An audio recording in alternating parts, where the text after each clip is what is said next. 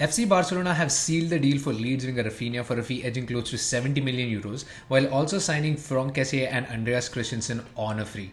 They are reportedly close to signing Robert Lewandowski for 45 millions, which could rise to 50 millions with add-ons, along with a contract of a whopping 9 million euros per year.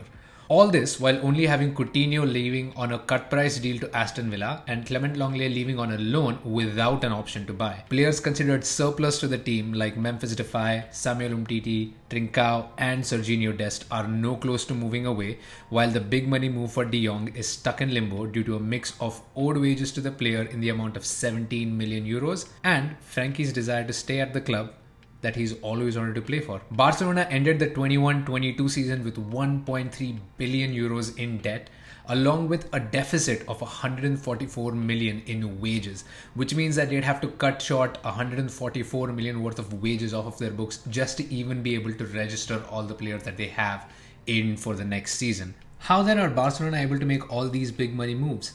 Here's a dive into the backroom finances.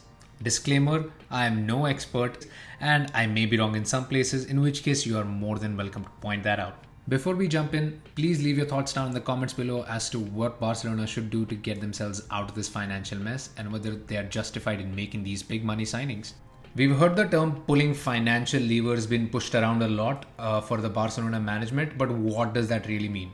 Well, to kickstart with comes the Spotify deal, which sees Spotify sponsor Barcelona's training kit along with the naming rights to the Camp Nou. So for the next 4 seasons, Camp Nou will be named Spotify Camp Nou. This deal will bring 70 million per season over the next 4 years. In addition, Barcelona are also securing a 1.5 billion euro loan from Goldman Sachs for the renovation of the stadium. They hope to expand the venue to house over 105,000 spectators, along with opening up to more live performances and other types of sporting events, which should generate more revenue in addition to matchday tickets. These renovations are set to begin sometime in 2023, meaning Barcelona will move to the Olympic Stadium for the 23-24 season. Barcelona have also signed away 10% of their TV rights to 6 street partners for a whopping 267 million euros and are on the verge of selling 49% of their licensing and merchandising rights, along with 49% of their production hub for Barcelona called Barça Studios. These sales are set to generate another 200 million each. All of this comes to another 667 million euros that the club has managed to gain in funding. All in all, Barcelona appear close to raising in excess of 900 million euros through these deals, which will go a long way in offsetting their debt and has also helped them sign players in the short run while not having to sell Frankie de Jong. The big question though is, should Barcelona be splurging their money? Here are the things to consider. The money that they've raised now is offset by revenue lost down the line. They're selling a big share of their brand, which means they will have less money coming in over the next few years.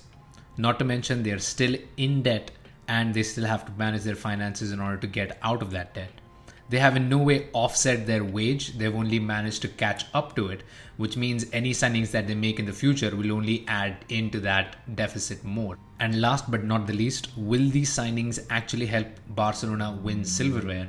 With Florentino Perez astutely strengthening Real Madrid in key areas over the last few seasons, and with the likes of Manchester City, Liverpool, Bayern Munich and even PSG gaining more and more ground in the Champions League, the biggest trophies are probably not within reach for Barcelona for the next few years. Xavi has already proven himself to be able to get Barcelona into the Champions League with the talent that he has. So is there really any need to put in more money in a team that probably isn't going too far anyway? That's for the board to decide and maybe for the fans to chime in on. Nevertheless, thank you for tuning in.